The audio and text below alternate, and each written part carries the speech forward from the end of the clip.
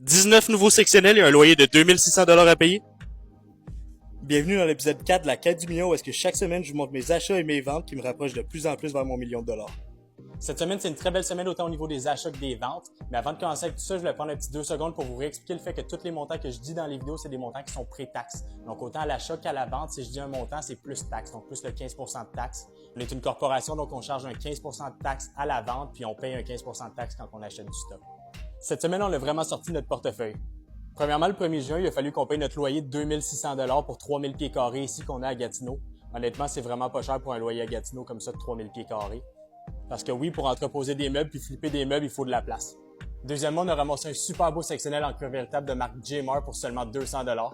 Puis finalement, la grosse dépense de la semaine, c'est 18 sectionnels flambant neufs qu'on est allé racheter à Montréal pour la faillite de Nuevo Furniture. Cet achat-là nous a coûté 10 891 $ au total.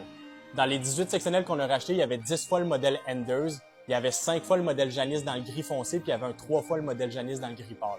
Ce qui est important de préciser aussi, c'est qu'on retourne là-bas dans 2-3 semaines pour acheter plus de stock. On attendait que tous les camions y arrivent. Donc, malgré les grosses dépenses de cette semaine, on a vraiment eu une belle semaine de vente aussi. Premièrement, on a vendu un de nos modèles maison de couleur cognac pour la somme de 1700 $. Ce divan-là, il était déjà en inventaire. On l'avait payé 938 $ total. Deuxièmement, on a vendu le beau sectionnel vert qu'on avait récupéré dans l'inventaire de Oiseau dans le premier épisode. Le prix avait déjà été comptabilisé dans le premier épisode pour celui-là, mais on l'a vendu 2350 $ cette semaine. Ensuite, on a vendu un beau sectionnel en cuir véritable gris qu'on avait déjà en inventaire. On l'avait récupéré gratuitement sur Marketplace. Au total, on a mis 250 $ de réparation dedans pour le remettre à jour. Celui-là, on l'a vendu pour 782 $ au total. Donc, pour le bilan de la semaine, ça nous met à 13 941 $ de dépenses versus 4 832 $ de revenus. Ça nous fait techniquement une semaine en déficit, mais ça veut aussi dire qu'on a des semaines très payantes qui s'en viennent. Donc, depuis le début de la série, on est rendu à 26 862 $ de dépenses versus 16 253 $ de revenus.